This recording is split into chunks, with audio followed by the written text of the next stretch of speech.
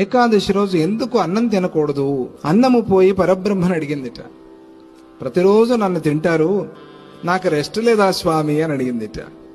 మీకు ఏకాదశి విశ్రాంతి అన్నాడు భగవంతుడు. ఎవరు వింటారు స్వామి అన్నాడు. ఎవరు వింటారు? ఏకాదశి మాకు విశ్రాంతిని ఎవరికి తెలుస్తుంది? మేము ఎవరి దగ్గర నోరు మొత్తుకోవాలి? మాకు ఏకాదశి విశ్రాంతి తినద్దు అంటే ఎవరైనా వింటారా అని అంటే అట్లా కాదు.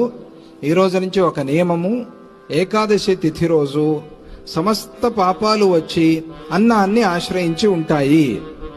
ఎవరు అన్నం తింటారో వాళ్ళు అన్ని పాపాలు తిన్నవాళ్ళు అవుతారు, ఇక గుర్తుపెట్టుకోండి అన్నారు. ఇది భగవంతుడు చెప్పిన మాట. కాబట్టి అన్నం తినద్దు.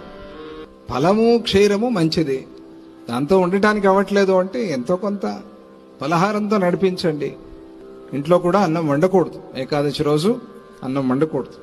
పిల్లలు రోగులు ఉన్నప్పుడు తప్పని స్థితిలో వాళ్ళ కోసం అంతే తప్ప పెద్దల కోసం కాదు.